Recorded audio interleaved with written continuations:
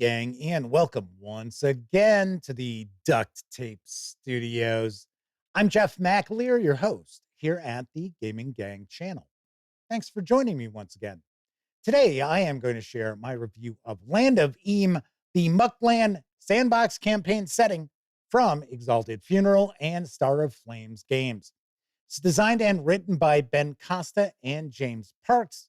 This 429-page hardcover with PDF carries an MSRP of $60.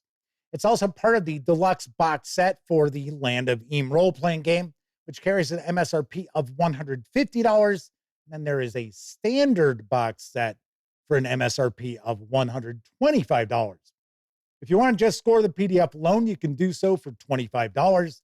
And if you want to dip your toes into Land of Eem, do want to mention there is a fairly extensive quick start, which is available as pay what you want over at Drive-Thru RPG. And keep in mind, pay what you want can be nothing.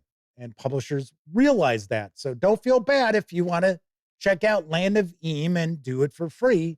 You certainly can. I will actually put a link to that in the show notes. All right, all that said, let's swing on over to the other camera because here I've got the Mucklands Sandbox Campaign Setting for Land of Eem. A few things to mention before we get stuck in. First of all, the fine folks over at Exalted Funeral were kind enough to provide me with that box set.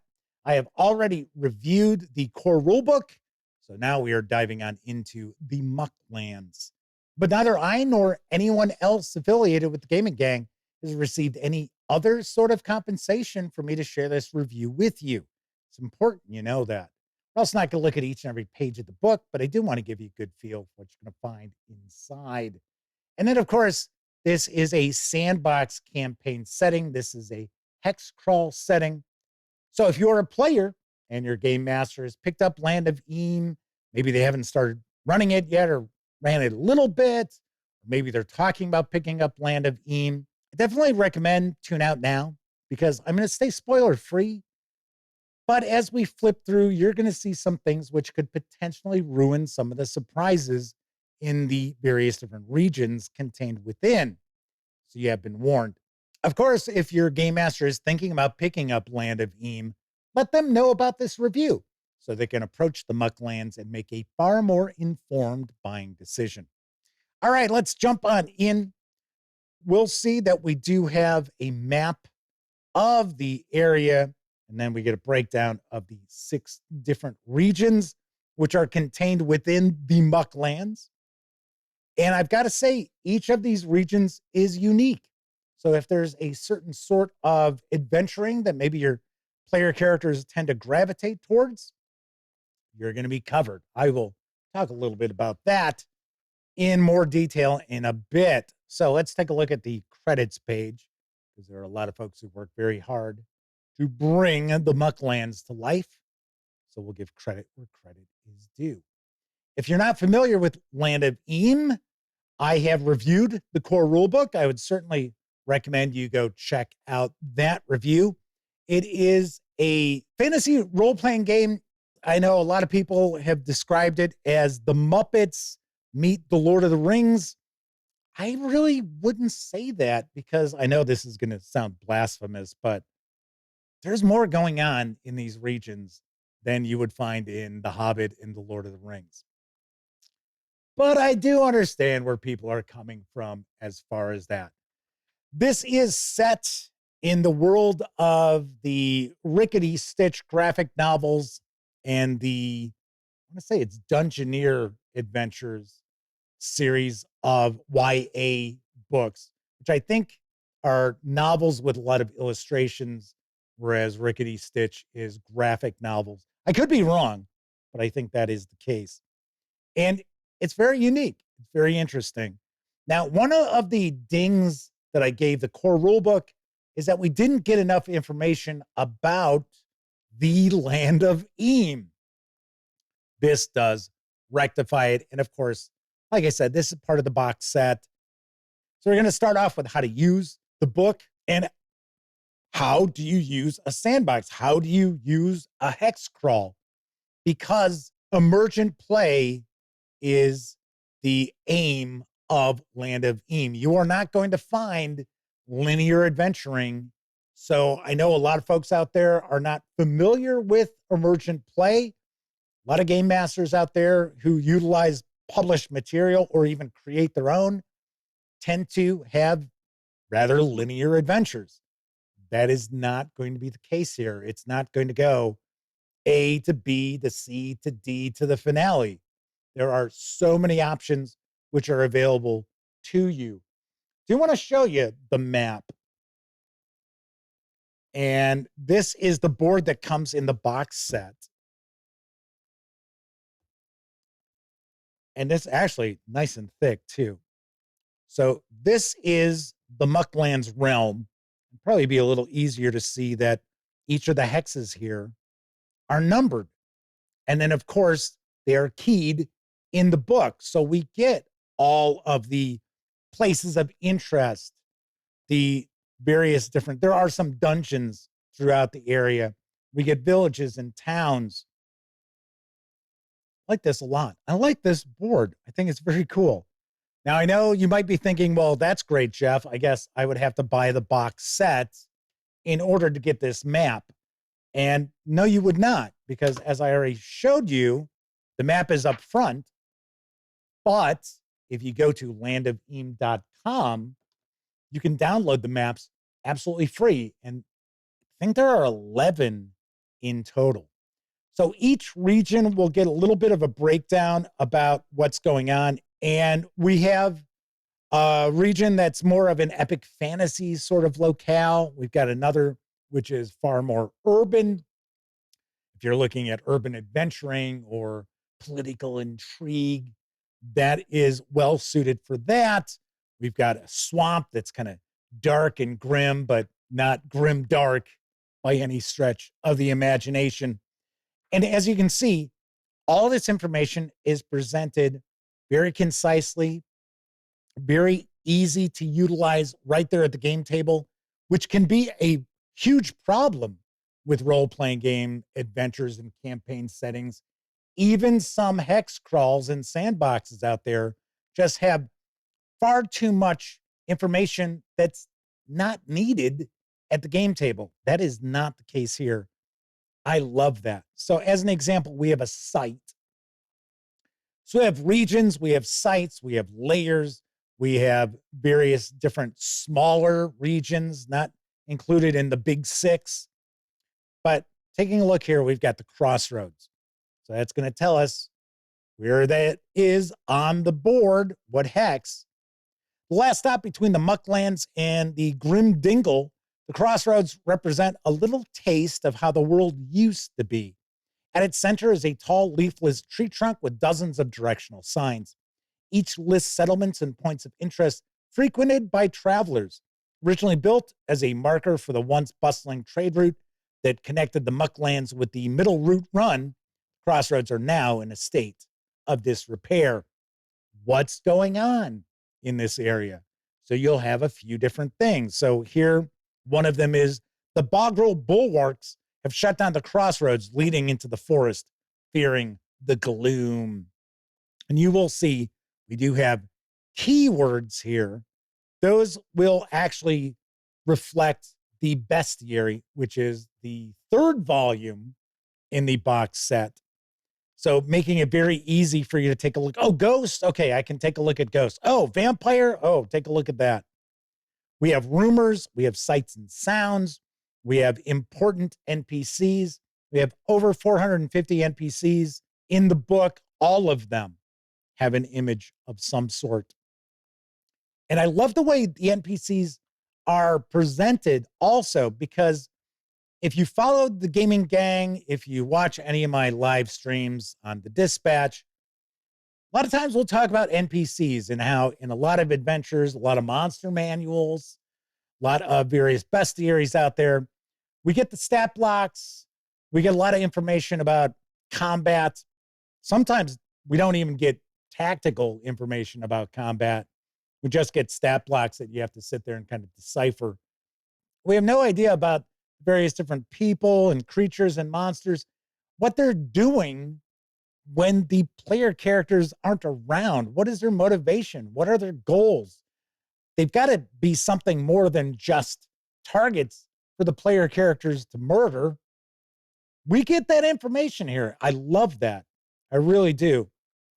There is so much about the old school, which is built into Land of Eem with a more modern approach that I really, really love. Something that is a bit of a quibble that I've got with the Mucklands book is I wish there was more information aimed at advice for the game master regarding emergent play, because it's not necessarily something that comes naturally to game masters and players to get the most out of. And like I said, there's nothing linear here outside of some layers, which are kind of like dungeons and stuff like that. But it's important for especially newcomers to the hobby, which this is perfectly aimed at, to be able to understand the difference between a sandbox setting or a hexcrawl setting and a linear published adventure. There's very different approaches for you to utilize. But as you can see, this is exploding with content. No joke. It really is. So here's another location, Bogtown. Welcome to the Big Crabapple, the sprawling metropolis of Bogtown, filled with opportunity, promise, and lots of crime. Home to the High Magistrate of Fleabag County and the Board of Governors, Bogtown is a bustling city where factions square off for control of the biggest population in the realm. So then we'll kind of drill down a little deeper. We'll have districts within this area, this town, so that we've got the Bowl, Gutter Span, Old Town, Shanty Row, Local Trouble. We've got pickpockets, various city violations. So you can have your player characters or NPCs getting ticketed for violations. So we get into the Bowl, which is one of the districts. Smack dab in the center of town, ringed by some of the most popular social spots in Bogtown. Banners and wooden signs painted in garish colors drawing customers, while the wails of excitement and laughter boom from the central amphibia theater, where hundreds gather to watch the latest attraction. And then within the Bowl, we have locations. We get sights and sounds. We have different rumors, what might be going on. We have quests. There are hundreds and hundreds of quests, and they're very short, very to the point. They're encounters. They're the things that you can float out there in front of your player characters while they're going about doing things to make it feel very organic and to really bring these various different places to life. So as an example here, one of the quests is No More Noodles. This is Nork's Noodles. Bonnie Badapple is having a crisis of conscience. She needs you to keep a big secret. To bring down costs, Nork is cutting the noodle formula with Flixian pile worms. The worms, once cooked, have the same texture and consistency as Nork's, but Bonnie can't live with it anymore. Bonnie begs for you to help her find a new, less revolting source for noodles. Just beware, if Nork finds out, she'll be forced to bash in your brains. No hard feelings. So as an example, one of our NPCs, Bonnie Badapple, a wug gangster who follows Nork everywhere he goes and protects his interests. Nork first met Bonnie when she was working as a dishwasher and kept accidentally bending all the silverware. With strength like that, Nork put her to work as his personal enforcer. She can often be seen collecting tributes from other restaurants around Bogtown. Traits: terse, brutish, makes silly jokes. Motivation: impress Nork enough to open up her own franchise. That short amount of information gives me all I need to make this a very memorable NPC that the players are going to encounter, and one that they'll remember, and they don't sit there and go, wait a second, what was that character we just met like 5 minutes ago? What was her name? What did they do? You are not going to encounter that throughout the Mucklands. Absolutely love that. As we flip through, I'm going to skip a bunch of pages here, but just showing you what's going on. There is so much within here. Now, as far as some of the lairs and points of interest, we do have some multi-level locales. Most of them you are not going to find maps for. And if they do have a map, they're like this, more like a flow chart than anything else. So here's another example. This is a place of interest. We've got Vok's Folly. Long ago, Vok, an ancient goblin king, drove his builders to lay a foundation in the Quagmash for a castle. Quagmash is the swamp region. But ultimately, every lodestone sank into the muck. Vok's Folly is entirely subterranean now, save a single lopsided gate that leads into the inner recesses that remain. No one goes there for fear of drowning or whatever might be milling about in the muddy caverns. And then each of the areas will get a breakdown, and then we will get bullet points that are going to bring those locales to life without bogging the game master down with a lot of useless information. Talk about it all the time. As a game master, you've already got a lot of plates here spinning.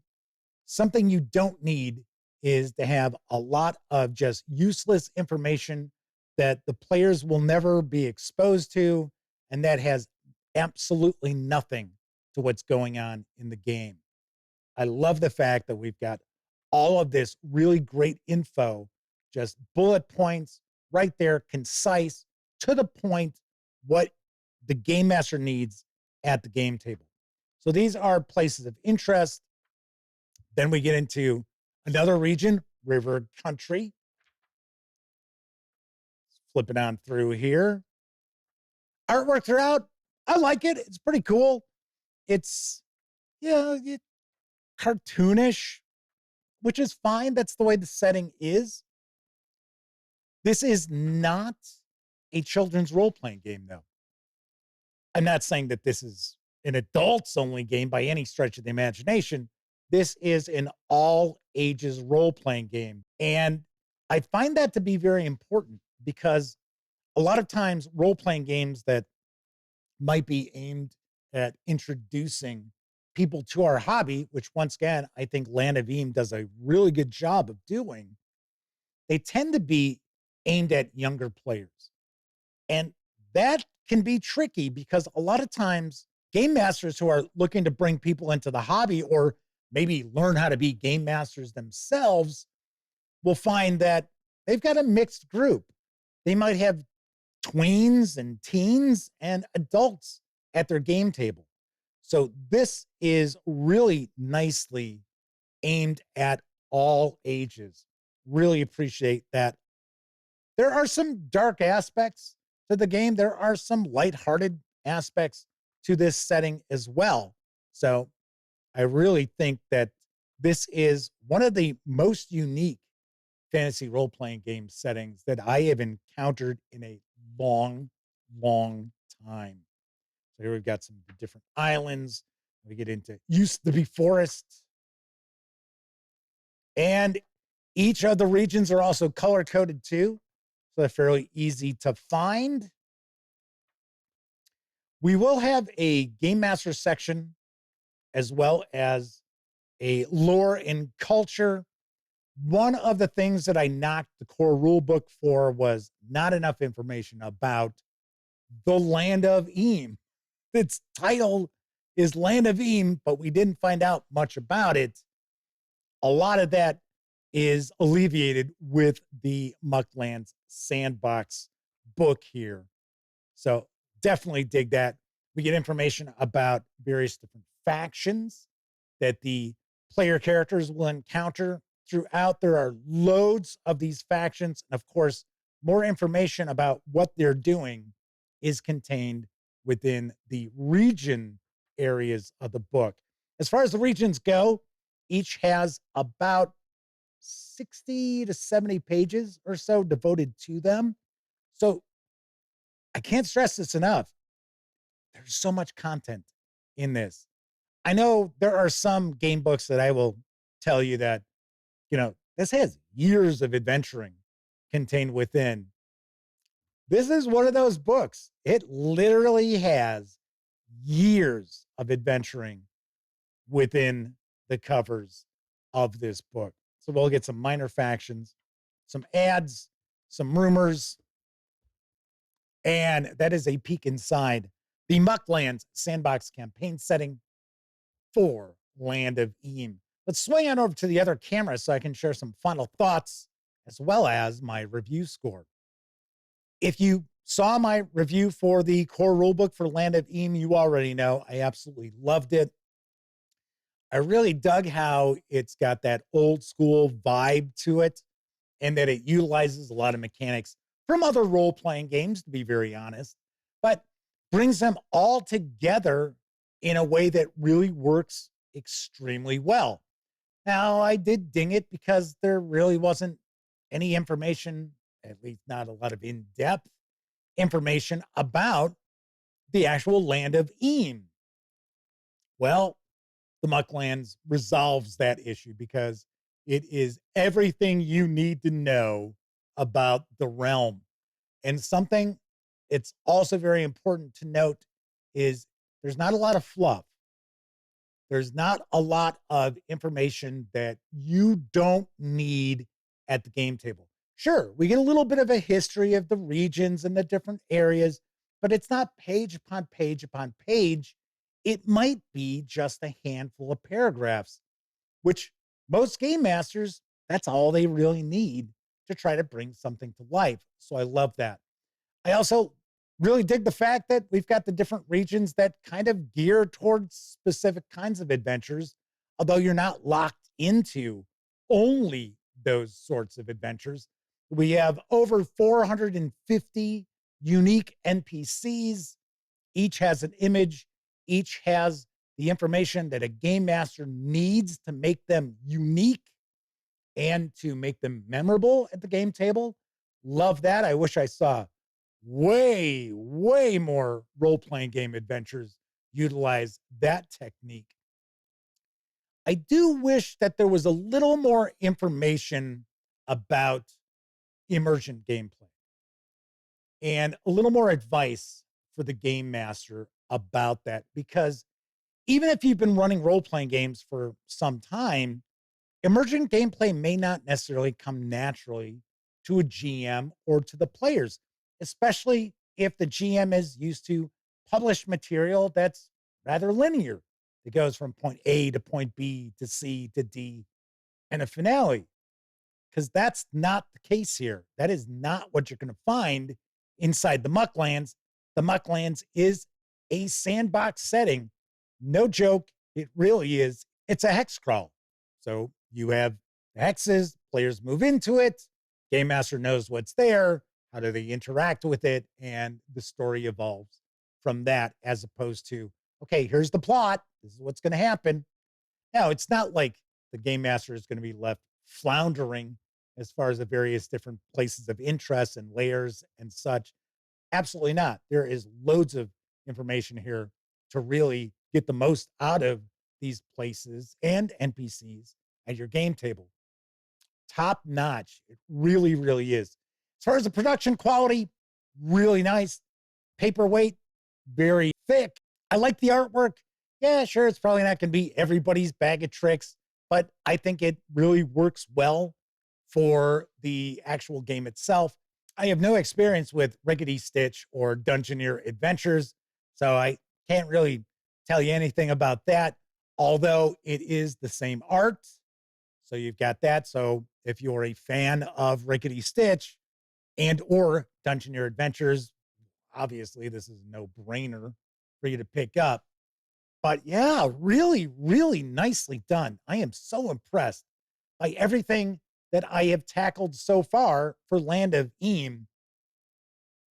Get ready, because on a scale of 0 to 10, I give Land of Eem, the Mucklands Sandbox Campaign Setting, a 9.5 out of 10.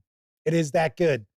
Like I said, minor quibbles, especially because I think there should be a lot more information aimed at the game master about emergent play, but it's relatively minor in the great scope of things.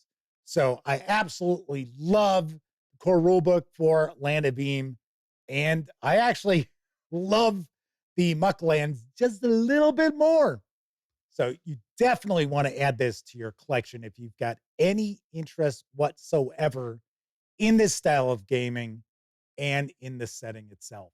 All right, that's it for this time out. If you liked the video, by all means, please give it a quick thumbs up. Subscribe to the Gaming Gang channel if you haven't already. And if you do subscribe, don't forget, ring that bell because it'll not only let you know when I share videos such as this review, it'll also inform you when my live stream, the Gaming Gang Dispatch, airs Tuesday, Wednesday, and Thursday evenings right here on YouTube at 7 p.m. Central. Of course, when you're not watching videos on the Gaming Gang channel, be sure to visit thegaminggang.com for all latest in tabletop gaming news, reviews, and a whole lot more you are not going to find here on YouTube. You know the drill. Get your geek on at thegaminggang.com. Be sure to visit us on our new Discord server. And if you want to support the Gaming Gang, be sure to check out our Patreon. Once again, I'm Jeff McAleer. Thank you very much for watching. Until I see you next time, certainly hope all of you get to enjoy plenty of great gaming with your gang.